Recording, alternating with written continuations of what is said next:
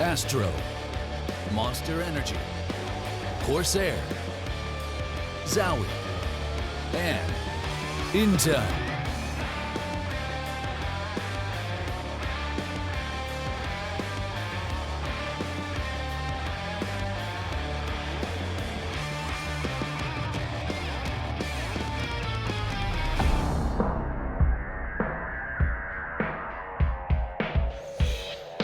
Welcome back once again to Atlanta, Georgia. Beautiful scenery all around us, but we are here in the World Congress Center, down there somewhere on that shot there, I believe. And we're watching 8 great CS teams play for the DreamHack ASTRO Open trophy in front of you, and also a share of $100,000. My name is James, and I'm joined, as always, this weekend by Vendetta and Adren. Welcome back to the desk. So we have HellRaisers and Renegades coming up in just a moment, but let's have a look back at the groups and see where we're at. As we are still in the group stages, it's best of ones all day long. And let's have a look at what we've seen so far. HellRaisers, one of the teams we're about to see, beat Binary Dragons, relatively plain sailing, and then later on Renegades beat Misfits 16-9. So that's where we're at with Group A. And then in Group B, Envious beating NRG 16-5, and Heroic and Godsent, the game we just saw. Very convincing win there by Heroic, 16-7. So we are back now to Group A, HellRaisers versus Renegades. How are we feeling about this one? These are both teams who we've seen win here today, but in very different fashions. Yeah, somewhat different fashions, and honestly, like, positively surprised by what we saw from Renegades versus Misfits. So you know, obviously that's a bonus going into this round. Still kind of leaning towards HellRaisers. Just again, it comes with the fact that HellRaisers over a longer period of time have shown stable results and whatnot. And also, I think, you know, the starting game that they had, even though they dropped 10 rounds versus Binary Dragons, it didn't really feel like that close of a game. We have to keep in mind that Binary won both of their pistol rounds, so you already get quite a few rounds just off of that. And it felt like it was a game where the HellRaisers squad more or less had control for the better part of it. Talking of HellRaisers then, before we can delve more deep into how those players played in the previous games and how we think they're going to do now. Let's jump straight onto the stage and have a look at those guys setting up, and we'll just go through the lineup of HellRaisers for the people just joining us. Yeah, so straight from the bat hole, you got Zero on screen. There's Dead Fox, and then Stiko, Bondic, and Angel to round it all out. And what we saw in the first game, we talked about how they have 2 youngsters on the side. There's 2 guys to the left with Zero and Stiko. Tend to have very up and down performances. Last game, in the opening game of the tournament, we saw Zero really go off. I think he ended up with 27 frags versus Binary Dragons. So he was really coming alive. And the guy we probably expected to do better, or actually be one of the frontiers really for the team, was Angel. And he said himself that he wasn't quite there individually, not fully in tune with the game, and he's expecting to do better as we go along in the tournament. So that's a great sign if you're HellRaisers. You're already getting a lot of production out of your young stars, and I think Bondic as well had a pretty good opening game, and if Angel can contribute to that, then obviously we're looking at a HellRaisers team that could very well make a finals. Yeah, I think this match here is going to test HellRaisers' talent, because when I look at these 2 teams on paper, I just see a lot more talent on the Renegade side. Yeah, I can see that. Yeah, I just see more fragging power. So if Renegades can somehow, I just see 4 players on Renegades that can really have an impact on a game. Yeah. And then with HellRaisers, I don't know. But to me, it's like, so the absolute pinnacle of their height, I would probably lean towards HellRaisers. But that's because of Angel and Bondic. But on average, I say their average high peak in that sense, which is obviously not 110%. Renegades have a really strong lineup to actually do stuff. Again, we saw Justillo. He's a bit of a wild card in that sense, but he performed really well in Game 1. We saw also Azar and JKS are always going to perform, it seems like, for Renegades. So that's a really stable foundation to go into any game with. Same thing with both Nexa and Nifty. I think Nexa, probably out of anyone, is probably the one with the least, I guess, top peak. Yeah, to put it that way, because I've seen Nifty take over games all by his lonesome. Same thing goes for pretty much the 3 others we mentioned. Nexa, not so much as of right now, but I think that's more down to the fact that he is fairly new on the scene, hasn't had the same amount of time as the 4 others, really, to showcase what he's capable of. Yeah, how old is Nexo? I think he's not an oldie. He's 17, 18, I want to say. Pretty youngy. Yeah, around that age group at least.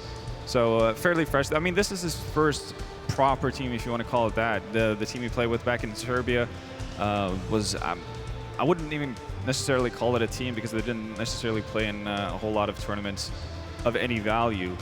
So he pretty much made his mark during the WESG qualifiers when they played versus Virtus Pro. Ended up getting a 35 bomb game versus them. Obviously, no bad feat at all. But outside of that, there hasn't really been too much to talk about. But then, he got the opportunity to play in FPL, or qualified to FPL, and consistently actually outperformed a lot of the current pros in the scene there, and kind of had a similar route in his career as you'd say maybe Rops did. Didn't end up in a team like Mouse Sports, but obviously going from pretty much not playing in a single team or having any sort of team experience to playing with Renegades is no bad jump whatsoever. What kind? Oh, sorry, go on. No, good. Well, I was going to move on to maps. So if you wanted to delve more into Renegades, or we'll start off by saying I mean, their map pool are relatively similar. If I had to guess a map they would play, I think they would go with Cash. HellRaisers is already playing Cash once. They had a really easy game, honestly, 16-10, but at no point were they sweating. Yeah, they weren't tested right, really, in their previous match. As you say, though, now they're up against more testing opposition. Overpass and Nuke being banned out straight away. Yeah, thoughts? Business as usual, pretty much. It's understandable that Renegades wants to remove Overpass and Train, and I'm expecting an Inferno ban from HellRaisers right now if they're following, well, pretty much what they've been doing all along. Yeah. Remains to be seen. They're actually going to take out Cobble, and I guess on paper that is Renegade's best map, and they still have one more veto to go. And they might not be too afraid actually of Renegades trying to get Inferno in there. They're actually going to get a ban for free. This is great if you're in HellRaisers suits, because this is normally one of your bans as well. Yeah, their first ban Overpass is like one of HellRaisers' go-to maps, so that that was an obvious one. Banning Cash this time from HellRaisers. It's gonna leave Mirage. I kind of like that for both teams, though I like it more for Renegades. But that might be recency bias, seeing how we just saw them play versus Misfits and did a really good job there. I will say though that quite a bit of what they managed to do on their CT side was off of getting early picks whenever Misfits try to do basic mid control, and a lot of that is through smokes. Obviously, it comes down to positioning and a little bit of luck to get the opening kills that they got. And it's going to be interesting to see what they're able to do if they don't get off to those good starts, if they don't put their opponents down to 4-man initially, which obviously leaves a lot to be desired when you finally have to actually make a push for it towards one of the bomb sites, because you're going to be lacking in utility, because you've already spent quite a bit to actually get control over mid. But remains to be seen. We did see individuals step up from Renegades as well, so it might not come to the case that they actually need these kind of early frags to actually get control over their CT side. Yeah, I'm wondering what HellRaisers' plan is for their T side here, because I feel like they're going to play it similarly how Misfits did, taking mid control, doing that standard stuff. And I think that if they play it like that, Renegades is definitely going to have a decent CT side. I think they'll be able to lock down like the defaults that they see every day. Yeah. If they do the basic stuff. So I want to see something kind of, I don't know, fresh out of HR to catch Renegades off guard here. When you say fresh, do you mean like having Angel just do Angel things, or do you want to see fresh things as a unit? Because I wouldn't be surprised if you saw weird stuff coming out of HellRaisers, but it doesn't necessarily have to be something that you have found out of a strat book from, let's say, SK or someone like that. I feel like they kind of just have a very creative way of looking at CS at times that just doesn't make sense to everybody else, but for some reason it just makes sense to HellRaisers. But yeah, would you expect something to be planned in terms of like, this is a team or a joint team effort, or just like individuals running off? I'm just thinking if they're going to go with their defaults, I think Renegades wins that way. Yeah. So I'm just thinking, as if I was them, what should I be doing to throw them off, secure a round or two, and then go back to your default after you win that round. Then they might try to adjust to what you're doing, then you can go back to the stuff that you're very comfortable with. Yeah. It's not a bad game plan at all. Now that we know it's Mirage, Angel in the post-game interview previously said that either of the teams that they could be coming up against, and obviously now we know it's Renegades, he felt like it was a 50-50 battle. On the face of it, we feel like that you guys have said that maybe they're coming up, they're going to be tested a little bit more, but now that we know it's on Mirage, is it going to be more 50-50? I think that was Angel maybe being a tiny bit kind. Saying it's 50-50, I wouldn't put it at 50-50. If anything, yeah, it might have gone towards 50-50 in favor of Renegades now that we're looking at Mirage, but otherwise I would be pretty confident in saying that HellRaisers is a fair favorite going into this matchup. It's just, over a longer period of time, they've been able to produce results. They've had stable performances. Renegades on there and have been up and down. Didn't qualify for the major. Not that HellRaisers did, but again, I think they're showing at the minor qualifiers, which was a pretty poor showing for HellRaisers. Still, if not, better than what Renegades still did. It was at least up to par. So I think on a bad day, HellRaisers would be better than Renegades. But I'm going against you. Yeah, you're going against me. Yep. You're going with Renegades? Yeah. Is it because of Nifty? So like the one American player. Yeah, exactly. The one American. No, I don't know why. I just look at both rosters and I just think there's more talent on Renegades. So interesting. So. Well, it's a good point, right? Because now we have to do official predictions, and this might be the first time it goes opposite ways. Yeah. Well, I mean, yeah, it will be because if Eric is pulling his putting all of his guns on Renegades, I'm gonna go with HellRaisers, and I absolutely see the point of view where Eric is coming from, but to me it's just more about the consistency of it, because I can see one of the players on Renegades not necessarily having a great game, whether it's JKS just having an okay game or Azza having an okay game, or you still we've talked about how he can be a bit of a joker on Renegade's side. He can either play aggressively and get you a lot of opening kills, even whether it's CT side or T side, but he can also give up a lot of opening kills, which I think could be extremely detrimental when you go up against a team like HellRaisers, because they know how to run with an advantage, and that's why I'm leaning towards HellRaisers, because I don't necessarily think you still will be able to pull off that kind of performance 2 games in a row. Okay. I don't have that an elaborate of a reason why. It's like whose logo you like better? No, it's actually not that. It's do you know what? I'm going to go for Renegades. Okay. So I'm all alone here. In some ways, yes, but in most ways, no. We love you and we're with you. Very kind of you. Yeah. But I'm going to go with the Dren, mainly because I feel like they're going to be playing for Jonas. Oh yeah, that's fair. That's a fair point. It's probably a little bit of extra pressure, like, oh god, like the boss is here. Yeah, the boss. We need to shape up. For the first time, they're playing right in front of the owner of their team. And I think that's kind of cool for them, and it's obviously worked in the last game. So so it could work out just as well this time. I believe we can go and have a chat to our casters now. Scrawny and Launders, are you there, my friends?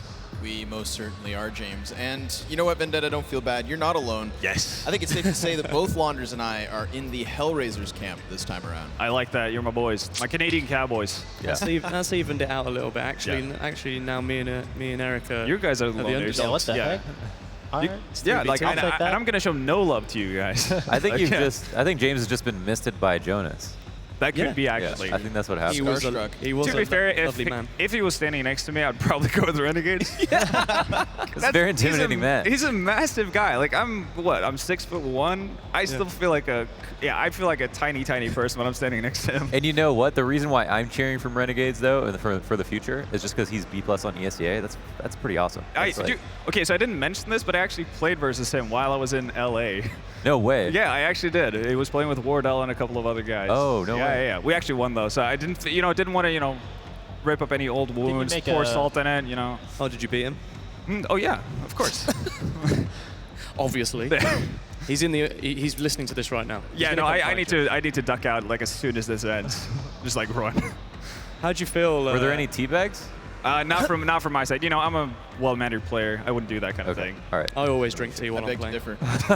It's different here in America. Yeah, I noticed. How do you guys feel? How do you think these guys, Renegades, will feel about playing in front of their owner for the first time? Do you think that affects the game in a positive or negative light? I'd be so busy just thinking about playing. Yeah. Yeah. I mean, you could take it either way, right? I think that there is that extra little layer of pressure. Obviously, it's cool to have him kind of supporting them and being that moral support that is literally here and ready to go, right? Somebody signs your paychecks, you want to impress. But I don't know if it's going to be enough. I think honestly, when I look at these lineups, to kind of counter what you were talking about, Eric, is to me it's the talent of HellRaisers that I give most note to.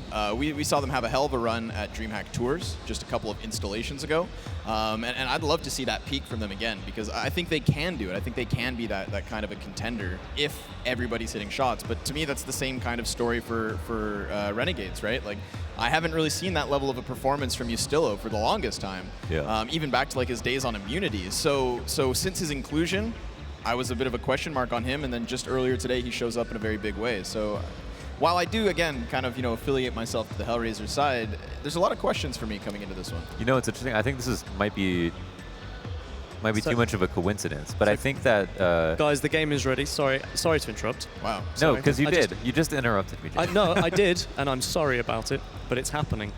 Because I know that Twitch chat will scream at me if they don't get into the game as soon as they can. And I know that the game is ready. So let's find out which of our teams is going to go straight through to the semi-final. I'm going to hug you so hard later. Oh, I can't wait. As a couple of Canadians, I think it's safe to say we're sorry, James, for having gone on too long. True. I apologize. But Launders, it's about to happen. First clean-cut victory here. You think it's going to be a close one at least? Do you think we're going to get an explosive showing, per se? I do think so. Yeah, so what I was going to say was I actually think that maybe HellRaisers are just the Renegades are like the HellRaisers of North America, and vice versa. Where I think the thing was with Adren was he's feeling like, if you look at these players, and obviously you still have an anomaly of a performance just now, they have the potential to be like so great and so on and so forth. Whereas HellRaisers, I think overall a better team, but I'd say overall Europe's a better region as well. So I'd just say that HellRaisers are maybe not doing as well as even they could have in their region, just like Renegades are in North America. I think that on an individual level, I'm looking to Angel this time around, because again, like we talked about, you still going off. Well, Angel had a bit of an off game. And wasn't really stepping up to the pedigree that I think he can. So I think that Mirage is a bit of a playground for him, and I think that goes back to like the old days of HellRaisers as well, when Doja and Kucher were still amongst them. So let's find out, ladies and gentlemen, as HellRaisers and Renegades comes to a start. Of course, it's going to be HellRaisers off to that CT side, and Bondic towards Ticket plays alone, while the Renegades, well, they're going to group up, and they're going to get ready to hit this A site. Yeah, quick up the A ramp, have grouped up. Bondic's job here is to not die, because now he knows that it's going to be A. Going to fall back into CT and hope for rotates. Smart play at this point. Of course, he is just going to sit back and wait as that bomb now does go down. Nice little boost here from Azza. That's pretty cheeky. Of course, he's got Ustillo underneath him, Nexa as well, side by side. Of course, that anchor who has fallen back towards CT spawn will just lie in wait. Bondic now being joined by two other players as three men from HellRaisers look to come in on this retake, but the totem pole is able to find that opening frag. Nexa taking two and still dueling off versus the third. If, of course, Stiko's able to find one headshot, that's something to play with. Zero comes in and they pinch back to that 2v2 as Renegades begin to fall, but they've got the afterplant still in their hands. Zero trying to create some space, trying to lay down the law. Will grab one frag as Stiko gets the next, but it's all in vain. The bomb explodes, the round goes the way of Renegades, and they kick things off to this T side. That was very standard practice. So the A hits, we had HellRaisers deciding, let's stack up the side of the map that's harder to retake, and then they go and do that, obviously, and then perform the retake. And they have to trust very heavily in the retake. And we didn't see so many kills come out for way too long, I think was the main issue. They just didn't initiate fast enough. If they even initiated like 5 to 7 seconds faster, they would have had more than enough time to defuse the bombs. We saw the 2 kills come out, but shot themselves in the foot in that regard. And also the CT hold was, it came with an expectation from the Renegades that they were going to have to fight and that a lot of CTs were probably going to be coming through that choke point. So that battle going down the way it did had a lot to do with aim, since both teams were fully prepared to see each other in that region. How do you feel about the second round gunplay going towards mid control on Mirage? Because I know that Yanko is actually a person who hates this. He hates to see it because from mid you either go up catwalk or you go up connector, and that's two positions where you can see these kinds of force buys really sandwich players. Yeah, I hate it as well, actually. So like I think a good anti-eco just be to hold mid and maybe leave one person here to stop any late rotations if you do hit a site and the trades don't go so well. But look at Zero in this position. This is a great position to watch connector. It almost never gets cleared. Relying on these smokes to cover you for the entire time that you're going mid. If there is somebody on cat and someone in connector as well, we'll just destroy you. I mean, you can lose so easily. Also, that smoke dissipates. It's also not a wall. There's tons of ways for them to win in this situation. JKS gets dropped at A ramp. Not a point of damage on HellRaisers so far, and they've already pushed an A. We've got that second Galil now as well in the hands of Angel, so they're able to pinch this, but Nexa is going to catch that headshot. Bondic tries to play off the CZ, but Yustillo gets the best of him, and now that A site crumbles. So the threat was real. If all of a sudden that Galil's able to just lock down over towards ramp, the plant from Nifty is going to be in question, and then all of Renegade's success, all of their push towards that A site is hindered in a very big way. But at this point, with the scout and 2 pistols still standing, do you call for the save? Yeah, you want to recycle. Yeah, definitely. I think at this, you want to wait in sites when nobody knows what site the T's are going to. Once the bomb is down, looking for kills in the after plant, knowing that you're not going to win the round is pretty unsafe. And it's when it's when a CT becomes a T. And when your CT becomes a T, you lose the CT advantages. The CT advantage of standing still, holding an angle, waiting for a person to turn the corner. Instead, you're taking a pistol versus a better gun and losing your advantage of them not knowing where you're going to come from. So now they have another chance to win the round. This is a round where they wouldn't buy, no half armor, no scout, and I think they have just as much of a chance to win them as they did last round, even though they're losing a little bit of armor. Going to see just that P250 bought up from Angel, so slight investment further into this one. But Renegades, they're going to change things up. They're going to start to shuffle their way towards A site right away. Angel looking for that ramp aggression once more. Yustillo lies in wait, and Azza is actually going to be able to catch that first frag. Yustillo doubles down onto the head of Bondic, and immediately HellRaisers start to fall. So, of course, this desperate rotation from the HellRaisers over towards the site. I'd say at this point they're just looking to deal damage because this round is pretty much done. Yeah, definitely. Similar situation the last round, except this time they're going to be buying next round, so looking to be maybe a little bit more aggressive. And again, goals here is to keep people within the site or get them to funnel into your choke point for those after plant kills. Sticker goes down, and the last duel here, Zero actually wins. 2 kills, not so bad. More success in this one than the last, and of course, further damage dealt. Poor Nifty and Yustillo sitting within the 30s, and Zero tries to exit. He tries to get away, but Nifty finds the best of him. Renegades feeling good on this 3-0 start. That is something I do like to do, though. Contacting on an eco is a little bit contentious, just because if somebody is waiting close to a ramp and they have like a CZ or something to get that first bullet in, the whole round might fall apart. Then again, if your spacing is good and maybe on this eco they're trying to play anti-flash or expecting at least one smoke or flash to come out, it can work really well. Also, because you're not setting up for smokes and flashes when you're doing a contact play, you have no risk of dying, getting pushed while you have a smoke out. A little bit of mid-presence yet again from Renegades. Nifty on the op. Starts to clear out Palace. He's got to be careful of his corners, and he knows it, so he's wary at this point. But as is Azza. He was coming in from underpass after having cleared out the apartments first and foremost. Nice little smoke plays coming in, though, from Renegades. They are getting ready to pinch. Oof. Tight shot there from Nifty. And I think that's something that Dead Fox might have expected. That's like a duel that he would take as an offer, but just didn't have the right gun to do it. Ends up getting killed for it. Connector control has been forfeited. This top connector smoke will be refreshed. Cat taken at the exact same time. And it's obvious that they are trying to poise for an A-split. Nice kill on Bondic. Yeah, that's a crucial headshot here from Azza. Of course, Angel still playing the role of an anchor, needs to get that kill, and he does. Now, he can fade away from this point, allow the CTs who are coming in from spawn to try and come over, but Nexa already clears him out. So suddenly, HellRaisers left to only 2, and Zero so close to the fight that he feels the need to stick to it. And Nifty sticks it to him. Stiko, all that remains, the bomb's been planted. That's Renegades with the first gun round. Yeah, I definitely agree. You know, he could have found ways to reinvent himself in the situation instead of just re-peeking a ramp. I think his biggest fear was that there was an op, and that ended up being the one to peek him. So at the very least, maybe looking to just try to take another 50-50 aim duel. But there's also the argument that maybe if you're at a ramp, like an amazing spot if no one knows where you are, once you blow that cover, your great spot only becomes another spot. As you know, it's only a great spot because people don't know you're there. So his options were run back to mid, throw a flash, delay repush a ramp, or go back to Palace. And went for the mix-up. Poor old Stiko. He gets sniffed out towards the end of that one. So it's an entire clearing of the board to the favor of Renegades. Not only that gun round, but of course, every weapon removed. Here's that op shot, of course, from Nifty. Tight angle, crucial kill over towards CT spawn as well, catching 0. So good op presence there from Palace. Yeah. And on the agenda for Renegades, one person to mid. It's our man Nippy with the op. It's going to look for the op duel. Stiko, I think, or sorry, Dead Fox, it looked like had a scout or something similar. 70 or so damage done to Nifty, but he comes away with his life, which is the most important part. And we're back to an ultra passive default with Ustillo putting on some pressure up here at BAPS to make sure that no one pushes. Stiko at this point just vying for information.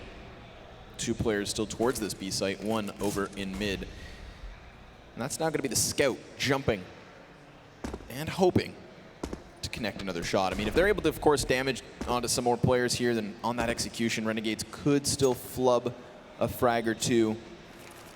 He still needs to not get caught with a grenade in hand, and he near does, but now he's afraid of that aggression, so he's going to fall back. Indeed. CTs are going to reallocate their people, as well as Renegades are going to do something quite similar. So it seems that Renegades have the thought to maybe just hit A full on. 40 seconds remaining, got to pick a site. And ultimately they're up a player, so it doesn't matter where they go. As long as they do it together, they will be projected to win. But HellRaisers are in a good position to do some damage. Yeah, see if Ustillo can create space off of the grenades and the Molotovs to follow suit. So no push should be made, but damage is still dealt.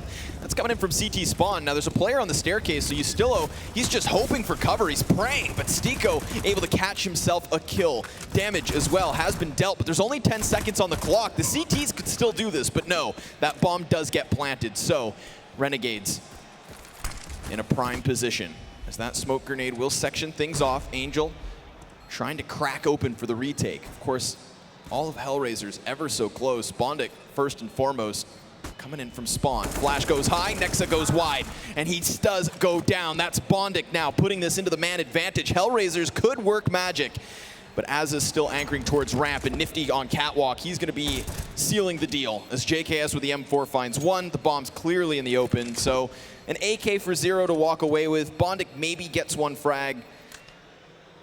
Does he give it up? No, sir. No. Nifty just hoping he steps forward. But that's still a great round for Renegades and a great round for HellRaisers. They at least put a bit of a wrench in the works. Yeah, I like that finishing touch of having Nifty come late mid to with the bomb planted for him specifically. And because he was such low HP since the beginning of the round, it made more sense for him to pull off a position like that where he's going to get a free shot off for sure. It's also going to be a really important spot for him, so he's not just useless coming up A ramp with a shot with the thought of maybe taking some damage and just going down for no reason. And overall, it did come down to the wire. So I think the only thing that could have bit them in the butt was the fact that they took maybe more time than they need to make a decision that didn't actually require a lot of information. They just picked a site. How do you feel about this double op setup from Renegades? I think a double op setup from Renegades is it's the only value I see in double op setups on T-sides on most maps is that if the team is good enough, this actually works better, I think, if you're facing a good team, because if they hear an op, then they're going to be more keen on pushing another side of the map. And if you have your op split up properly, that might be a free kill. But I think that's the extent of having of the value of having an op on T-side. I mean, another op on T-side. That would have been a great actual setup from it, just as you alluded to. Of course, we see Nifty trying to pry into that B-bomb site, but Nexa with a very passive angle over towards T-spawn. He was hoping for that ramp push, the ramp push that we've seen from Angel already. However, it doesn't unfold the way they had hoped. HellRaisers playing passive. Still Angel over towards connector side. Of course, the anchor towards the ticket booth. And 0 is on mid. And then we think about the fact that last round it came down to a plant within the last 10 seconds, and now they have 2 guns that delay their mobility by a huge margin. 28 seconds left. They're up connector because it's been given to them for free, but they still got to deal with 2 people on A. And a Molotov to delay.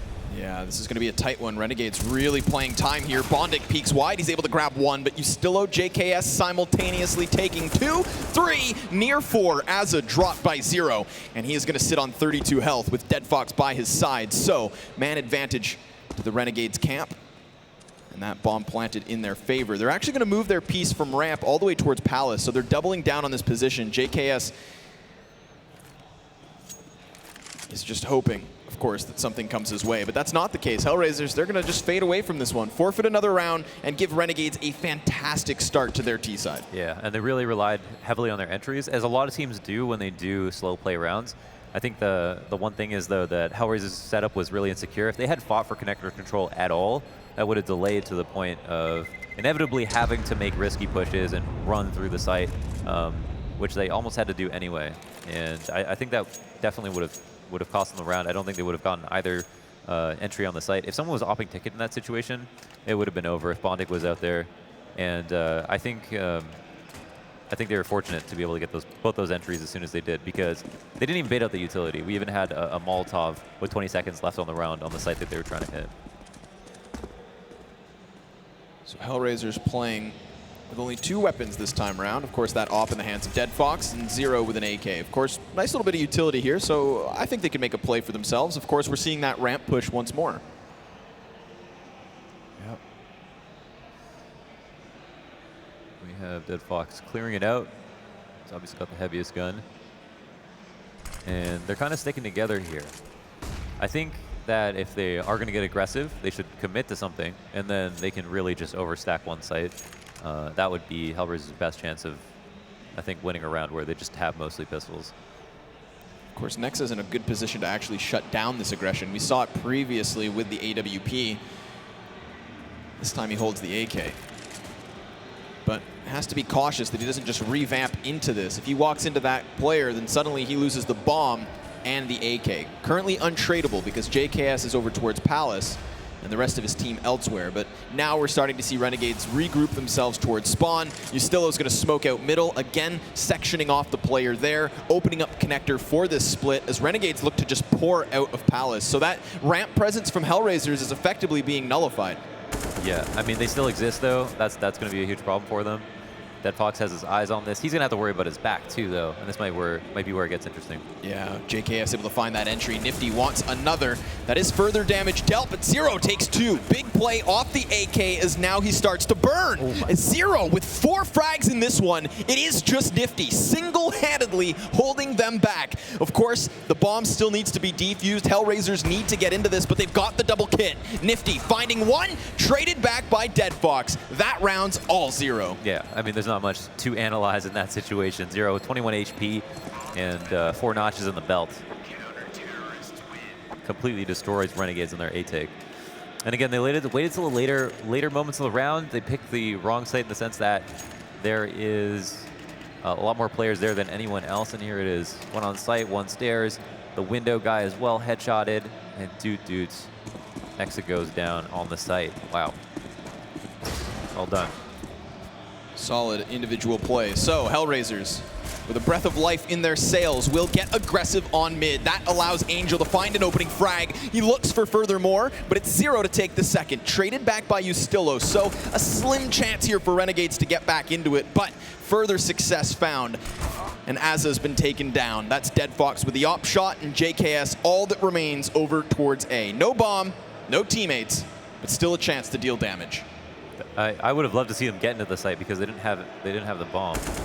So I'm not sure exactly what their strategy was or who was supposed to take the bomb, if they were supposed to take it up Cat or not, but that would have been a problem for them. Maybe JCS was meant to go back, but it ended up being kind of like a crush on B, but maybe it was a fake of some sort with JKS going A to cause a distraction for a moment. But I think the one thing I appreciate is the change of tempo. The other thing I don't understand is what their actual, where they want the bomb to be planted. Yeah, I think it's fair to say that the aggression here from HellRaisers could have also caught them off. So whatever their plan was, it certainly didn't shine through. Yeah. But JKS has been able to get that bomb because HellRaisers never see it. They fade away from middle after finding themselves those frags. Zero just going to very much commit to the firebox as HellRaisers keep 2 players on B. So if JKS can clear out these corners with the 25 seconds that remains, then maybe all of a sudden he can take this down to a further clutch. But he's going to start to throw out the grenades. Smoke, flash, fire to follow. Does he check it? No. JKS tapping it once, falls to the lurk of Zero. Yeah, well done. Yeah, it's where it got crazy was mid. Obviously, HellRaisers decided to respond to mid aggression with their own, and I don't think that either team knew that it was going to be a rush in either sense. So HellRaisers, I think, were pretty fortunate to get away with those trades. But nonetheless, they have the second round, and they have a little bit more money because of it, leaving Renegades with a lot less than them, actually. Going to be the last buy that we see from Renegades, most likely, before either a half or a save. And so far, just Renegades, a lot of terrorists up in the B apartments looking to hit the site together. Yeah, and we don't see that ramp aggression this time from HellRaisers, so they're not going to be entirely sure of what's coming their way. Stiko with a grenade ready to throw away. Smoke goes deep, Molly goes down, he falls back. Here comes the counter grenades as Zero finds the opening frag. Azza able to trade, but it's Zero still standing, and he finds himself a third. Again, an impactful round from Zero, but has he done enough? It's going to be HellRaisers to the retake, 2v2, coming in from both Catwalk and Market as Ustillo plants safe. Angel trying to catch him on the site, does spot him out here, but the second man still unknown. And utility is gone, kits do remain. Nifty, scoped in. He's got the only op in this situation, so can he find anything now that his teammate's gone? Nifty 1v2. We know he's young, we know he can clutch, but can he take it now? CT's coming in, so he knows them both, but it is Angel to continuously spray, catches him the moment he shows shoulder, and that's it. HellRaisers now with another round, and that's going to be 3 consecutive. Wow, that definitely looked very winnable. I really felt it. I felt like Nifty had that.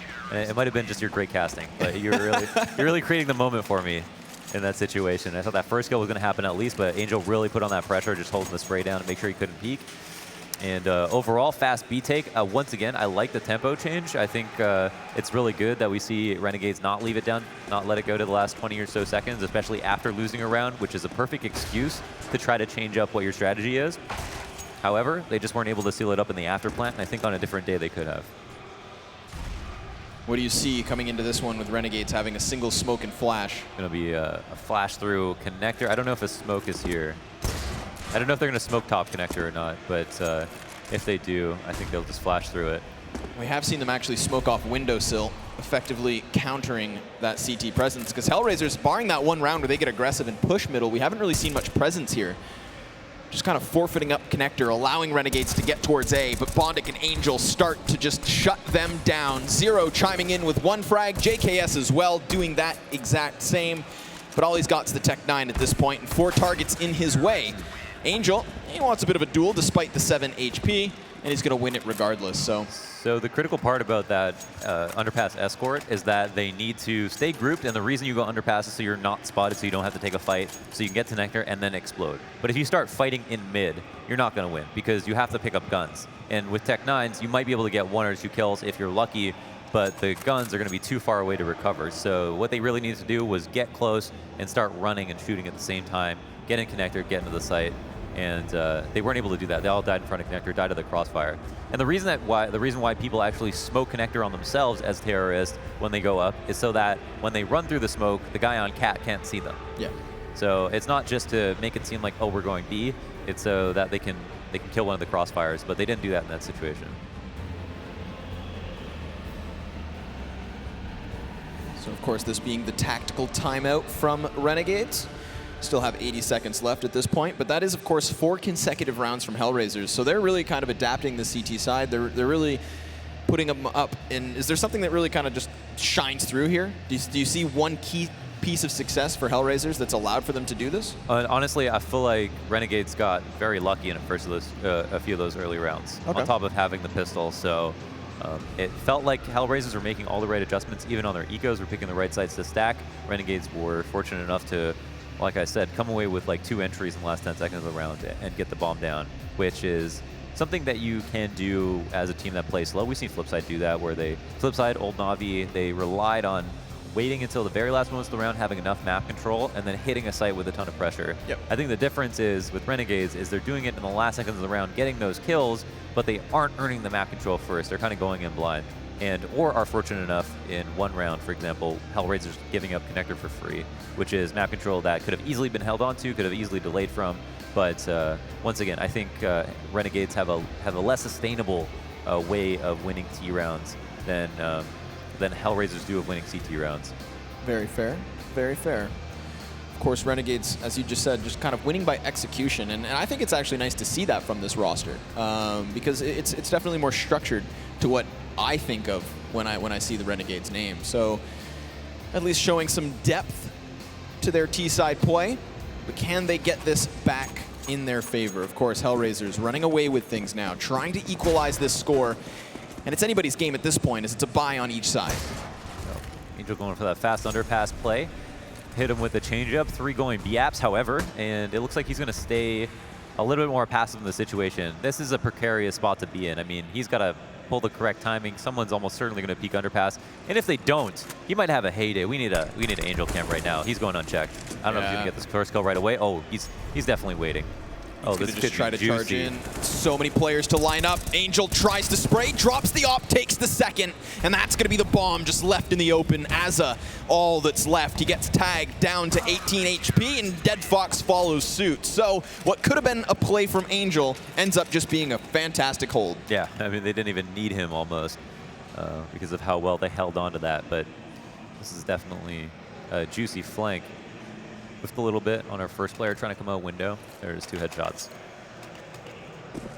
Just like that, HellRaisers are on a forced buy, or a half buy. Okay, this is always good. So you don't have enough money to buy, but you have a little bit too much money that doesn't make sense to throw a few dollars around. Well, you go half armor, Tech 9, and a couple of smokes.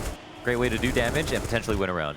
Yeah, of course we see that classic textbook smoking of the A site, able to just blanket it in temporary cover.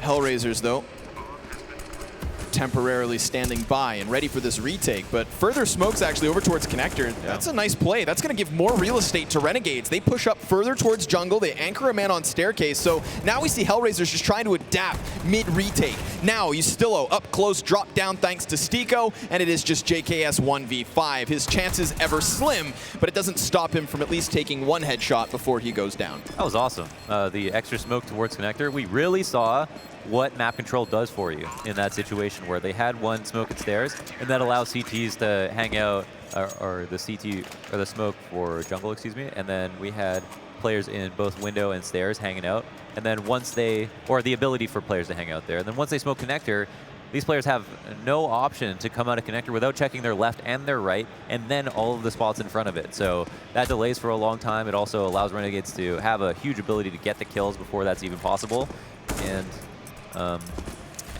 send HellRaisers back to the drawing board. But the retake was too strong, the guns were too good, and ultimately HellRaisers are very comfortable in that situation. As we saw in the pistol, they're fully prepared and have probably grinded those A after plants heavily.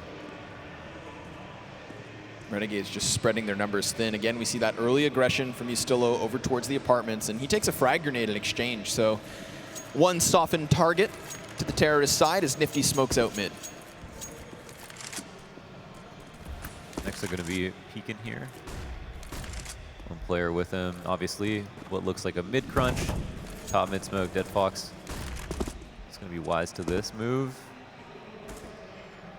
Oh, actually get some help from Zero. I like this to watch his window, so he's going to jump around too much. He was burned a little bit peeking apps from Nifty earlier in this half. Doesn't want to have to deal with that again. And I don't know. Oh, I think Zero thought he was beating the boost, but Azza was too fast. Dead Fox, however, quick to trade. Yeah, that's a crucial trade as well. Maintains that mid control, but they're unsure of it. Of course, you can see his attention being pulled back towards connector. There are 3 HellRaisers here, Angel one of which. Bondic takes the next frag, Nexa to find some success, but that's all they've got. Stico chiming in from Catwalk. Of course, we mentioned how that smoke grenade towards connector covers their back, but clearly it's not there this round. Yeah, no, so if you smoke top connector, you can get in connector and fight Cat, or you can smoke connector behind you as you're coming into the site. But yeah, Stico with a critical push, correctly timed, gets 2 players in pretty awkward spots here, as he has a much more viable piece of cover than they do. They've got worse angles to deal with. Pushing the halls. Stico's going to get a fair bit of map control right now. It looks like they're trying to run that fast up cat strat that they did earlier on. Zero, though, too quick with that headshot. Thinks him instantly. He still goes down. Dead Fox spotting targets as Zero starts to come back here. Op shot goes astray, and Nifty comes on in. Zero finding one from the corner, but then traded back. Renegades to the 3v3. So, despite the aggression over towards Palace, despite the initial success of HellRaisers, we do find Renegades in a very viable spot. They're able to plant that bomb over for Catwalk. That's where, of course, we see Azza try to anchor down. And so much utility remains here for Renegades in the after plant. If the plant comes in, a bit of a delay has allowed for Stiko to get up close and personal. He's going to just be peeking into this bomb site. He could have heard those steps, and he does catch Nexa off guard. That's one kill found. The second follows suit, and Stiko just making mincemeat of this bomb site. Yeah. Bondic going to find the last one, and another round for HellRaisers. Yeah, another plan after the bomb has gone down, or they win the round. Exactly half the rounds that they've played so far have been on retakes, and they've been able to steal them all up. That's a fantastic comeback so far. Renegades winning the first 6 rounds of this half, and now we have HellRaisers winning 8 in response. Unfortunately for HellRaisers, it's like, while they have just taken complete control of this game, you could argue that Renegades are still par for the course. They've got their 6 rounds on the T side. It's going to be frustrating that you had such a fantastic start, but this game is not lost. Yeah. Half is going to be a swap over. HellRaisers have now done their job, so it's anybody's match at this point. However, HellRaisers looking hot. Zero looking towards mid.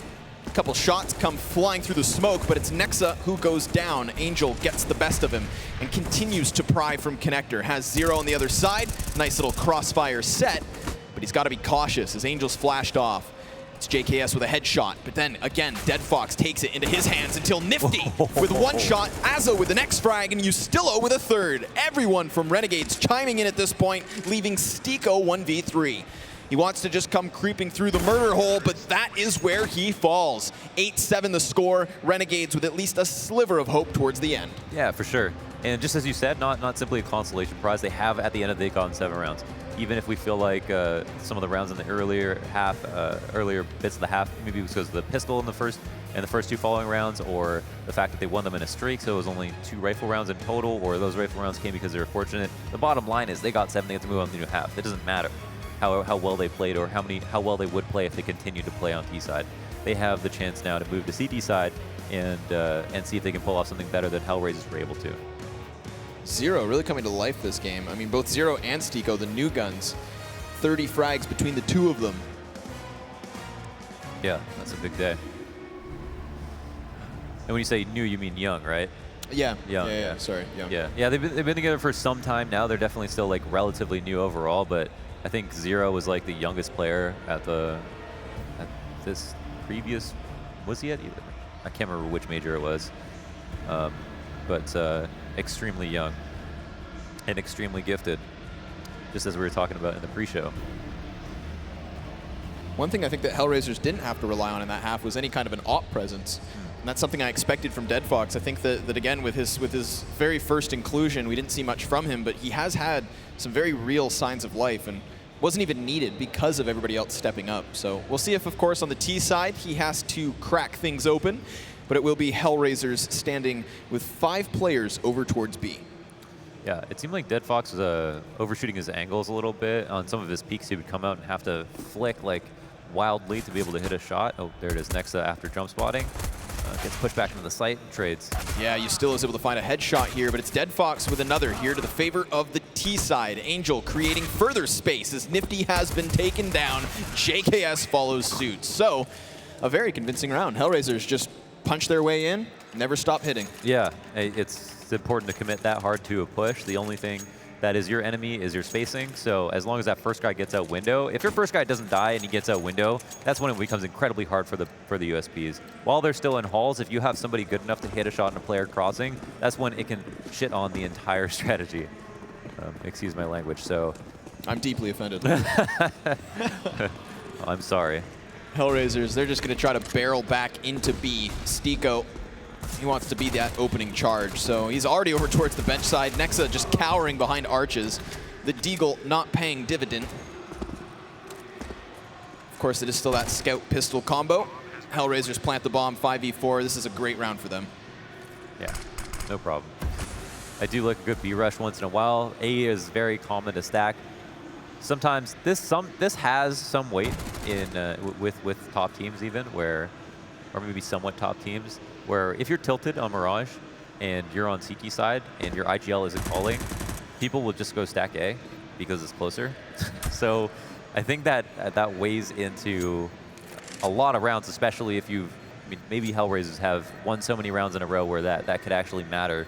But ultimately, I think when you're calling on T side, you assume that the stack on an eco round is going to be at A in some way or another. But I mean, that could also be because even on a rifle round, you're going to have more players towards A than you would towards B. Or you're going to have 3 players and a flex player. Or you're going to have your window player, a flex player, and 2 more. And a B guy can be by himself. So rushing B on eco rounds, even though there are a lot of close angles in that site, and not a lot of long distances because of the windows, can be just straight up good to hit hard. Yeah, I feel like if you can get over that first hurdle of the exit, then it's just your sight for the taking. Poor old Ustillo, he tries to get aggressive on the windowsill, and Angel just obliterates his head. So immediately HellRaisers, as opposed to just charging into a bomb site, they charge for mid control. They take it immediately, and then they just sit stagnant. Yeah. They calm things down, they set the pace. It's fully in their control. 10-7. As they're pushing through halls. And the longer that this goes on without HellRaisers making a move, right, it's just they're not counterbalancing the map control that is being taken. And oh, off the corner of that smoke, I'm not sure if it plumed or not, but it seemed like he had line of sight there. JKS shot in the head. And that's going to help out a lot. It's going to initiate this rush. Yeah, just opens the door wide towards that B site. Dead Fox as well, finding a kill, just creates further success. So, Azza's got a MAC-10 in the slimmest of silver linings. He's actually on the flank here, so if he's able to catch one player from HellRaisers off guard, then that's just icing on the cake, but this cake is stale. This cake is old. It's for the compost now.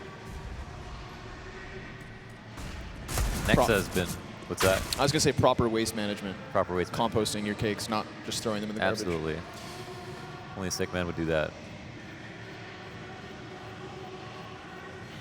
So what do you do if you're Renegades on the CT side to stop what has been aggression from HellRaisers? Do you expect that to just transition into the gun rounds, considering their success? I mean, they've only won a single round of the last 12 now on the side of Renegades. So do HellRaisers want to slow down? Should Renegades expect them to? This one's weird because in the first half, they double opt on T side. In this round, they don't have enough for a single op, even though they have, if they do, 2 players that would want to. So they decided to armor force up or spend all their money on their player that would normally op Nifty and not have that option now. And this is a big map. That means that ops are going to be a lot more valuable. There's so many more options on Mirage than there are on other maps to both get the kills and save. Dead Fox going to be leading this push in after he sees the jump spotting has announced. Then that's it. No, Nifty has been left alone in the site to try to get these kills as they're actually right behind him. This is very doable here. Nifty just looking for a headshot, but instead he takes the duel towards Van. The mag goes dry, and HellRaisers go into the 3v3, but health advantage in the hands of Renegades. JKS towards Marketplace. And he's just going to buy his time here. We do see HellRaisers just charge into that bomb site, but then immediately slow things down. So the plant shines through. The flash rains out, and Bondic reloads. Of course, again, very low health, so he's ever so lit, but that doesn't stop him from finding JKS and leaving Nexa 1v3. Still very doable for the Serbian newcomer of Renegades, but instead he does not fancy his chances. He falls immediately back, and even as he tries to reel back towards safety, there is no safety found. He's got terrorists all around him. However, timing could be on his side. Angel clearing out the CT spawn, Nexa watching for the comeback. I have a hard time wrapping my head around this one because obviously Nifty jump spotted, got away with it, got back on the site, did like 180 or so damage, almost killed the 3rd guy as well, and then Nexa was there to back him up, and it seemed like they had B locked down. Now they were low on health, they needed backup and so on, but it was going really well. Now in that 3v3, it had 2 players from HellRaisers who had like 10 or 15 health. I mean, that was a round they should have 100% lost, I think. And I wonder what the call was, because Dead Fox, as he came up in the halls, went for that op on the guy jump peeking, and I think they were hoping to go in off of that kill because he had a great spawn, but they went anyway, which was what was so surprising. The Catalyst M4 of Nexa. It's the queen on the board. Stiko trading out, so that's fair. Yeah. Nifty obviously just being thrown to the wolves, but still a decent position for the CT side. They're able to get aggressive over towards the B site. They're able to retrieve that AK and now immediately fall back. And because HellRaisers haven't actually used this moment to really capture that opposite bomb site, we have Renegades still in a competitive stance. Yeah, they're doing okay. They also have a ton of information. Running out of B halls, forfeiting it. I don't know what they're going to do with this info. But there's no one at A to stop this push. Bondic hasn't heard a footstep in about 30 seconds, so has told the troops to join him. Can't help but wonder how long before Renegades give up on this B stack. Of course, they still have Nexa trying to help out from Catwalk, but at least in this moment, if, of course, this A site falls, or rather when it does, we are just going to see those two rifles maybe move forward. They are still over towards that B site. Dead Fox very cautious on his entry, Bondic by his side. But now we have Renegades beginning to arrive, all three towards CT spawn. At that time being, Zero wants to cross, but there is no cover as of yet. He's hoping, of course, that we see Angel get in position, but Angel gets taken down. That's Nexa with a crucial frag. The bomb plant over towards Catwalk doesn't allow these CTs to peek, but now they come filtering through. The terrorists pressured on site, Bondic providing cover. He takes 2 frags, Nexa finds another. It's 0 1v1, and he's holding over towards ramp. No kit for Nexa, but a single flash. 3 frags already on his belt. He only needs the 4th. But he's going to tap the bomb. He baits the peek. He takes it. Nexa with a crucial 4K and a crucial round for Renegades off of a single M4. Yeah, that was the man. That was the man to give that M4. Damn, what a play. Nice job. You would have only been offered up maybe one more of those peeks. And that was just like a straight up shoulder peek to try to bait a shot. And he was able to capitalize off that, do enough damage to just win the round straight up. Fantastic stuff. And all started with a push. And it seemed very suspect once they were stuck in B apps, whether or not they were going to be able to win the rounds, you know, being so far away from A. But I think HellRaisers give them some opportunities there, taking a long time to get set up in the site, bomb down. And also Bondic, I don't like him jumping out of halls when they knew that people were going to come down through CT. He jumped out of halls to under balk and only got 1 kill. And then ultimately drops to Nexa, so caught a little off guard, as was Angel towards that Catwalk play. Right.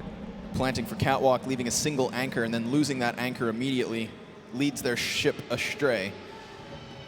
Puts Renegades now 4 short of tying things up. HellRaisers full buy, Renegades the same. And again, we see this slower pace being set.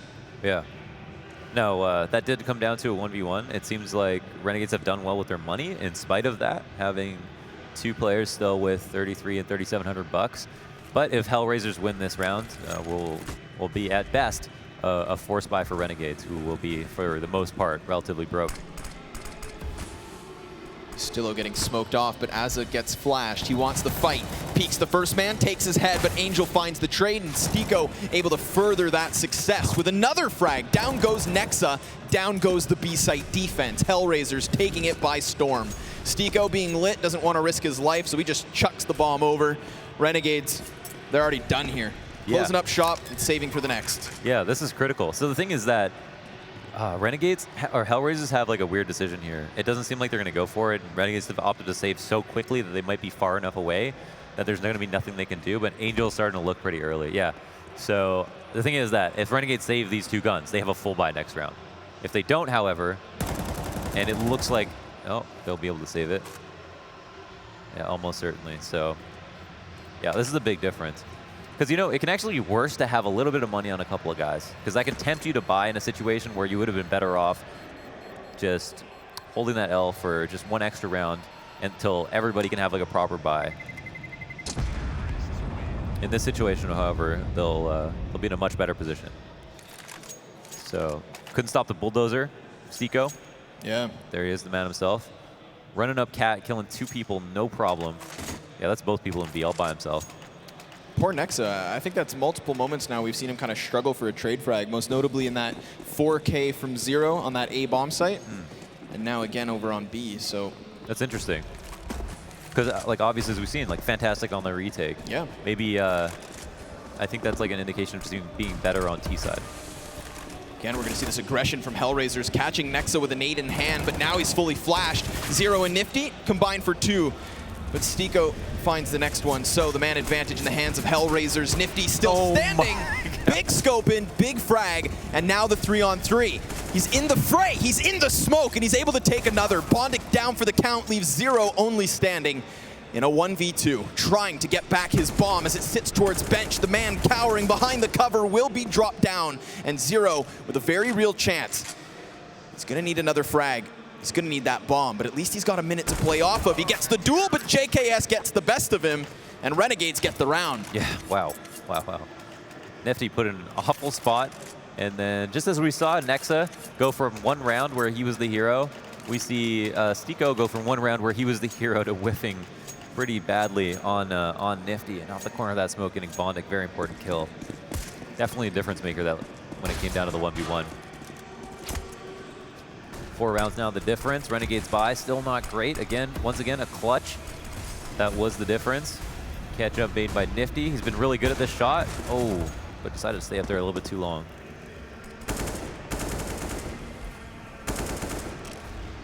Zero, very aware of the potential connector peak. But Azza wants to hold underpass. He's got a man by his side as well here. That's Ustillo. And now we see the third player coming over towards Cat. So Renegades very much wanting to pinch into this position, trying to keep HellRaisers at bay. Meanwhile, HellRaisers, they join forces by throwing a third man here as well. How do you feel about them falling back off connector? See, it depends on whether or not HellRaisers are going to go back for connector control. And oh, just under his scope, that head passes by. Will it matter? It looks like, oh, still, Nifty had some options, but just too many who are ready for him as well. Dead Fox turns that into a double entry. And there's the next one. JKS able to lock things out, but then he's traded back. Angel secures the kill, but he doesn't secure the bomb right away. Still gets it and falls towards the jungle side, where Azza then reveals himself, comes fighting out of the brush. Bondic tries to cross, but Nexa holds the line, and that's a great round for Renegades. Able to come out on top amongst the chaos, yeah, and get double digits as well. Yeah, absolutely. I mean, it was a straight up brawl, trying to go up connector like that. And suddenly, HellRaisers have let go of a pretty strong start, similar, I guess, to what Renegades did to them. So these sides switching up have indicated, obviously, that maybe both these teams are much more comfortable on CT side. There's Nifty to kill one at top mid. What's your favorite play to make when you have these kinds of buy with just a couple pistols, not even any utility? My absolute favorite, okay, as long as you can buy one flash. My absolute favorite is this is from Fallen, where you run halls with 4 people and you have 1 person at A ramp, set up to throw the CT spawn smoke. You don't have to do it with a CT spawn smoke, but it can help you. So if you have it, jump throw from the CT spawn smoke at the door, and then throw a flash the exact same place. Flash goes over default, 4 people out of halls. And the great thing about this play is it's just like a super easy way to get the bomb down, and it just like coincides with just like what you should think about on an eco for getting the bomb down, and that is finding the choke point that is closest to the bomb plant zone. Yep. Palace, you jump it, you walk 2 seconds, you can plant the bomb. That is your safest route to getting the bomb down. And I imagine the only reason other people do other things is because you can't simply do the best thing all the time. That's very true. Can't be predictable. Yeah. You want to shake things up. The same way Renegades have shaken up this game. They were once very much out of it, and now they're swinging pretty heavy. Renegades down by 2. Azza down by connector, smokes things off and keeps his eyes on underpass yet again, but it's Stiko over towards the apps, attempting to catch out Nexa. Now, I think Nexa's been in some pretty tight positions already. Yeah. We've seen him kind of pushed down by aggression of HellRaisers, but this time he's going to get away with it. And not only does he get away with that kind of an aggression, we also see Renegades getting away with a flank. Ustillo all the way back towards T-spawn, and he's about to find the bomb. Yeah, he can do a lot with this. He could just wait for someone to come back for the spawn. I mean, no one's, yeah, knife out right here, kill down. I guess unfortunately for him, that was a player who's very low HP, so more or less expendable. However, HellRaisers are now terrified because they have given up sight of the bomb and are trying to figure out how Renegades are gonna, adjust to this. Bondic, however, dies. Is that someone else pushing a ramp? Now we have Zero to at least grab 1 headshot and the bomb more notably, but it was during that moment of HellRaisers' retreat that Renegades now get aggressive, so Nifty able to catch another man off guard. Very opportunistic is the CT side of Renegades. Yeah. So, I mean, the things that are understood once the bomb is spotted, and there might be a little bit more action here. JKS spots 2 at A ramp, and also saves his incendiary to make it completely optimal, doing a little bit of damage and delaying. Waits for a great flash, holds that spray down perfectly, takes out Zero, and JKS takes out Zero as well. So the only thing that's the two things that are known, and the reason why HellRaisers are terrified is because now they have to go back and get the bomb. They know they can't do that alone, right? And Renegades know that as well. So Renegades know that they are going to have to sacrifice men in certain areas that are probably close to bomb, like mid, 2 people out of mid, meaning that Renegades can now push. And even if they don't push, HellRaisers have to assume that they will, making their life so much harder, putting them back in time with a man disadvantage. Back in time and back to the B site is that bomb. HellRaisers, 4 players allocated towards it. So we mentioned, of course, the quick path to a bomb site. Well, if you can get to the windowsill, then near par for the course. But unfortunately for them, it's Molotovs and guns in their way. Great flashbang makes Azza fall back, but Nexa still holds that line. And he gets dinked up, dropped to 20 points of health as another flash comes in, but nobody clears the site, so he is still standing. Spotted, killed by Bondic, and Renegades start to fall away, but Justillo chimes in. He's able to grab 1 kill, the man advantage as well, but here's Angel with a Tech-9 up close, completely controlling Catwalk and leaving it all on Justillo to try and section things off. Of course, that bomb now completely in their possession. Poor old HellRaisers, just down to Angel. What looked like a fantastic spot gets turned on. However, Angel is still kicking. Oh, not for long. Nifty with a hell of a headshot. Yeah, hell of an angle. I wonder if he was kind of smoke blind too, off that heat grenade. I think that's what Angel was just hoping to do. Either do enough damage to kill him or put him in an uncomfortable spot where he has to hit this shot, and that's so unfortunate. They even continue with the boost just as he's getting shot. I mean, this is a round of flanks. Great round, yeah. You think, obviously, Angel inside of middle with those 2 kills onto the players boosting. Yeah. They're amongst communication, so that works out in his favor. But then Justillo coming in from apartments is what really swings it back to the favor of Renegades. So right. Each team with an effective flank. But it's Renegades with the round. A 13th round, a tying round. Yeah, indeed. We're down to the wire, round 27. It's really heating up at this moment. I think HellRaisers figured that they had this in the bag once they sorted out in the first half. And then moving into the second, strong lead with that pistol. Very dominant one at that.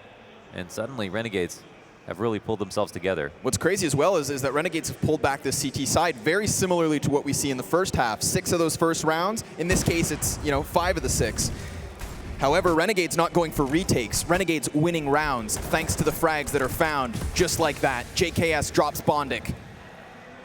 And HellRaisers are down to 3. They've got themselves some connector control. They've got players towards ramp, but Nifty up close. He wants this fight. Shots come flying through, and he goes falling back. Flash fully blinds him, and he's still able to retreat. Astico plays the role of anchor. Can he catch this peak? Oh. No, the timing gets the best of him. Nexa with a headshot, and HellRaisers still sit on 2. That is truly unfortunate, though it did seem that Nexa was going to be pretty quick no matter what. He was ready to clear that out. Nifty going to look for a peek. Nice. Catches Dead Fox as he crouch peeks. Off that corner, JK has to help him out. Nifty stays alive. Renegades up to 14, take a lead once again in this game. Didn't think I'd see it. And the smiles on the faces of our Renegades players, not so much on the faces of HellRaisers. And probably a pause has been taken by HellRaisers to discuss strategy. What do they need to do differently? And I'd like to just say, like, you mentioned something that was really important. They've had a cleaner CT. Their rounds have been cleaner because they've stopped plants more often, meaning that HellRaisers have less opportunities to buy. That's the fastest route to winning a CT half, and Renegades in that regard, even though HellRaisers are more confident in the retakes, if you're able to stop the round before it comes to that, you're going to have a better half no matter what. It's wild to think as well that while HellRaisers, are able to turn things up on the end of their first half, they've actually won their 13 rounds in a window of 15. Outside of that, it's all Renegades, so very momentum-based outcome thus far. Absolutely. Okay, so for those of you viewers out there, we've got about like an average of 3.5. 3.5, 3.7. I mean, you got 3 people who can buy AK armor. At the very least, and then 2 who can either Tech-9 full nades and or Galil half armor and some nades, which is the decision that HellRaisers has to make now. Do they want to try to risk it on this force up to tie up with Renegades before it goes to match point, or basically play for overtime with a slight chance of being able to win the round as well? And it looks like they're going for the latter. And Angel has actually bought down to $400, picked up an AK, and that's going to increase their chances quite a bit. I wouldn't rule them out of this round. I imagine we're going to see a smoke take on A with the way that they're set up now. Would you agree with this kind of a situation, as opposed to getting that desperation buy? Just I would have F1 before he paused. Yes. Yeah? Good for you. Would have absolutely bought and forced my team to buy behind me. How do you feel about Angel holding out of that AK, as opposed to anybody else on HellRaisers? That's a good question. I mean, Zero is the only other guy who's doing quite as well, right? But I think either is good. I'm not sure how they made that decision. Maybe there was something that went into that based on the money or who had it. His money, his gun. Right, his money, his gun. I guess that's the best way to put it. And totally fair, mind you. Gonna see Stiko get aggressive over towards those apps, but it's Nifty to shut down the prong in through Cat. Nifty and Azza combining for 3, dropping the bomb in the process, and then all of a sudden it is only Angel. So that AK has no impact on the round. HellRaisers have no impact on that round, other than a single kill. But a single kill doesn't get you this far, as Renegades secure OT. They had a solid setup there. Nifty up on Cat, and then someone right here's Azza, I think, in ladder room. Like, there was no chance they were going to expect him there right after just seeing Nifty that close up. So, I mean, they're set up perfectly for the Cat Crush, and called out that strategy perfectly. Of course, that little light buy in the previous leaves HellRaisers with a fantastic purchase in this one. Here it is, what could be the last round of the game. Yep. Ustillo gonna get caught towards the bottom of mid. He's gonna section off underpass, has Azza to help out, but Dead Fox still finds one frag. Angel takes the next, and this is HellRaisers with a fantastic position to at least bring this the distance, to take it to the 30th round. But can they convert the 5v3? They've still got the bomb towards the top of mid. Nexa's in a big play position. Yeah, he could really change this whole game around. Oh, even in this situation could turn the game around if Angel gets too aggressive too quickly.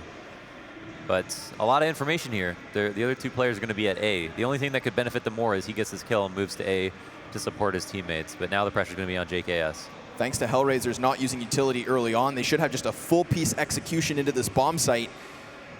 However, now it's spotted out. That's damage dealt. Dead Fox dwindled down to 20 HP. A man towards stairs is Nifty, and he's able to grab Stiko first and foremost. So HellRaisers down to 4, and Nifty's watching Palace, where there is a player standing.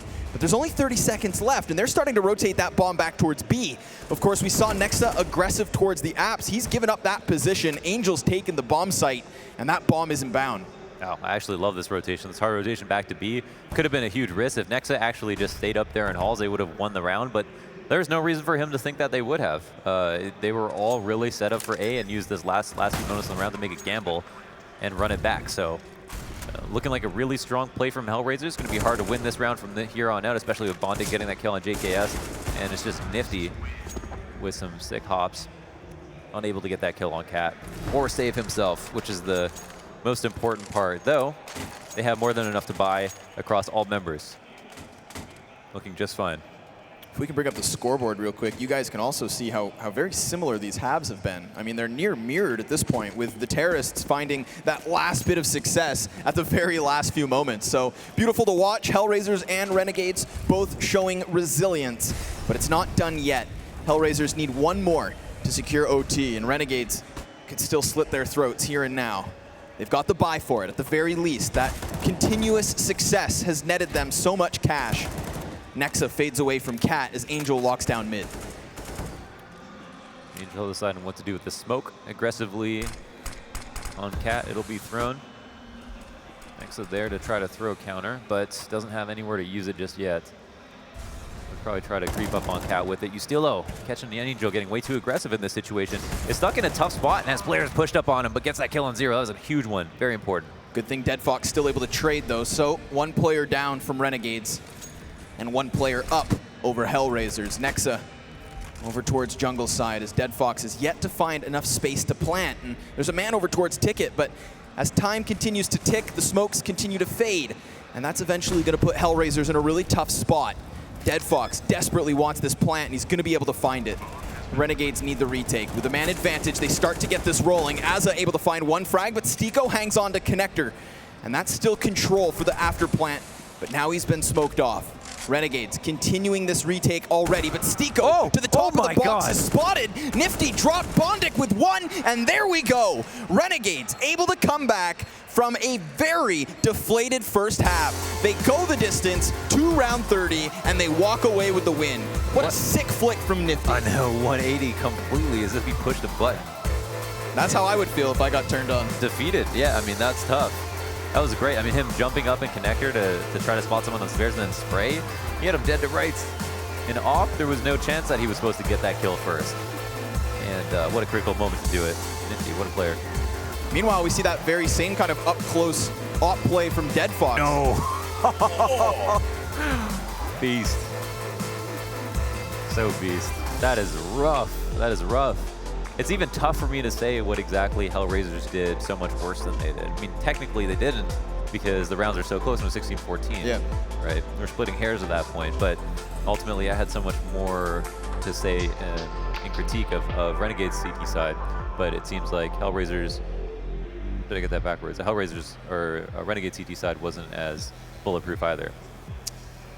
Big plays coming in from both teams, I'd say. I mean, just fantastic halves in terms of sprees of victory, right? Once one team got their hands on that momentum, they really hung on to it for as long as they could. And it resulted in a pretty exciting game of Counter-Strike, the closest score we've had so far here in Atlanta. And that's a good note to end that first group on, right? We are now going to see Renegades move through. So they're going to have a day off tomorrow to enjoy the city, to enjoy the splendors of their victory. But we're going to have a quick chat with them over on stage. It is Smix with an interview. Thank you very much, Scrawny. 3 months with this current roster, first top 4 of a 100K plus prize pool event. I mean, as the in-game leader, you have to feel pretty proud right now. Yeah, I'm definitely happy. You know, this is, I mean, it's only a team event, but, you know, we did beat HellRaisers, beat Misfits, very confident on both. So I think we're going to do really well moving forward, and we're looking to win the event, so. And what a way to advance, because this game was so traumatic. You started up 6-0, and then the HellRaisers came back 8 rounds in a row. What happened in that first half? Yeah, we kind of just lost our grip. I made a few questionable calls, but everyone was kind of just getting scrambled. You know, we weren't really sure exactly what we were doing, so we kind of tried to take a pause and fix that up, but it didn't really help. We did end up getting 1 extra round on the half, so that helps. But I kind of just made it clear, like, guys, you know, let's just chill. Going into the next half, let's win the game. So. And that's exactly what it seemed like happened. Second half, you guys just looked way more together. The teamwork seemed to be there. What do you think it was? Did the team just click together? Was it some sort of mental block in the first half you just had to get over? Yeah, well, we feel very structured on our CT side of Mirage, you know, so that immediately puts more confidence in everyone's hands because they're playing their own spots. You know, they're relying on themselves most of the time, like in their own spots, unless they're asking for help from their team or unless we're doing a setup. So. It just helps. It just helps our team. So. Now, with this win, you're rewarded a day off tomorrow. With your team, do you like to just, when you have that extra time, take some time to relax, or are you a team that does like to sort of study the teams and figure out what to do from there? We definitely do a little bit of both. You know, we relax, we have some fun as well. Maybe go out, do something, go out, have dinner, whatever. But we also obviously prep for our upcoming teams. You know, we don't like going into games not knowing anything about who we could be playing against. So. A bit of everything. Well, congratulations again on moving on to the semifinals, and with that, Renegades is our first top 4 team. That's, as Smix said there, Renegades go through to the semifinals, through to day 3.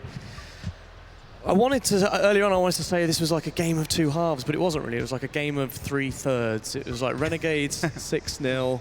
Then it went like 12-7, and then we see like 16-12 or like 15-12 for a while. They almost brought it back there. It was 16-14 in the end. What did you make of that?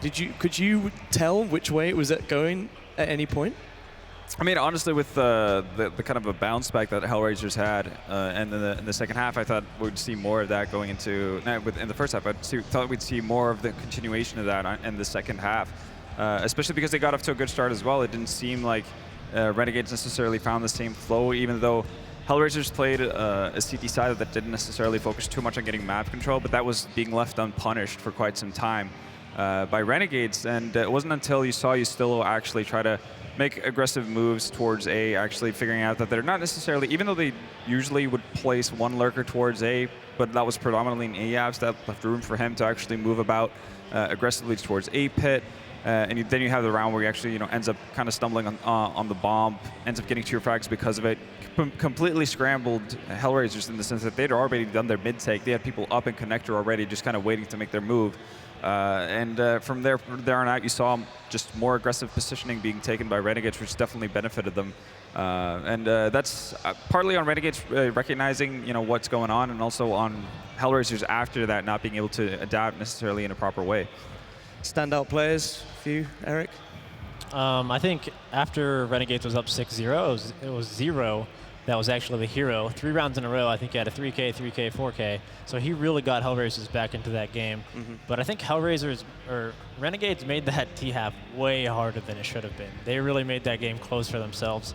After being up 6-0, I think they tried doing stuff that they tried getting away with too much. And for some reason, they were having a lot of success at middle and A, and then they called like a B rush. And then they got slaughtered through utility, and just their full team has utility. I really don't like, when I'm an in-game leader, like going through a tiny choke point when all of my teammates have Molotovs, flashes, smokes to use. Yeah. I would rather want to use that. And then after the timeout, they decided to like do a rush B again, and they got stopped there. So like I don't know what their goal was there. If it was just like, hey, you guys want to rush B? Yeah, let's do it. All right, let's do it. Like, I feel like that's the mentality that was going on, because like they were winning everything, so they're like, yeah, let's do it. Let's try it. I would love to hear the comms if that was the case. Like that's part of me really wants to listen in on the comms in case it was just like that. But I do think teams fall into that trap regardless of how level you are. Even the best teams in the world do this mistake where you're so successful with everything you do to the point where you're thinking like, surely by now our opponents have figured out what's happening. Right. So you try being. You try to overthink it yourself. You're like, oh wait, they have to adapt on how we've been hitting A. So let's get one step ahead. Exactly. Yeah. Instead of just. That's true. Yeah, because if I feel like they should have the mindset of if it's working, there's no reason for us to abandon that that strategy or that move or the game plan that's currently going well for us, to the point where the second you actually get counter and you notice like, oh yeah, this wasn't just a case of one guy having a heroic round on one of the sites, or as we're taking map control. Yeah, like if that's not the case, they're actually like setting up to defeat exactly what you've been doing initially, then you do something differently. But if you haven't ran into that at any given point and they haven't given any reason to actually change up your play, then don't touch it. Again, it's as simple as, never change a winning team in that sense. Talking about the losing team though, HellRaisers, what do they need to change up now? They're not out, they go down to the lower bracket of their group. What do they need to work on based off that performance? Again, not like massive amounts of changes that need to happen, honestly. I think it's more of a case maybe being quicker to realize what you're being taken advantage of, especially on your T side, and that's predominantly to the fact that you give up certain certain areas of the map very easily, and you do it consistently as well. And as soon as you make you make out the fact that you're getting punished for it, like Renegades eventually did, you have to make adaptations that actually adapt or adjust to that. So. Outside of that, I don't think they made any like massive or grave errors. It was more of just Renegades getting them, a bit off guard, and then we're able to pounce off of it because the economy gets out of control for them eventually, and it just makes the game a lot tougher. Any elaboration on top of that, Eric? Or yeah, pretty much in terms of the economy for the CT side, I think it's better nowadays almost if your first gun round on your CT side, if you have your Opper and you have all of your utility. I think both CT sides got off on a rough start because they tried force buying on the second round. So I think if you are going to force buy on the second round, only have a couple select players do it. Make sure your Opper has an op on the first gun round. Make sure you have those mollies and flashes and utility to stop them, because HellRaisers was playing really loose in that first gun round. They decided to do the rush B. Well, ended up being pretty much a rush B strat. And then Renegades had no utility to stop it, and that's actually just because they force bought. And that's exactly why Renegades was able to win their first gun round too on their T side. Just no op, no utility. They can just run into a bomb site and not feel contested. Yeah. So we're going to go through to Group B very soon. Any final thoughts before we jump into our last best of one of the day? Honestly, just positively surprised by Renegades again. I thought that game was going to run away from them, but they showed fortitude. and bring it back. So this is more like I guess the end of EPL Renegades that we saw that would actually like give it to really good teams, like beating SK and that kind of stuff. So you know, a much more positive sign from coming out from the squad. Cool. Okay, we have, as I say, our last best of one coming up very soon. Renegades are our first team through into the semi-finals. Envious and Heroic will be our last game of the day, and they'll be fighting for that second semi-final spot. Join us very soon for that match.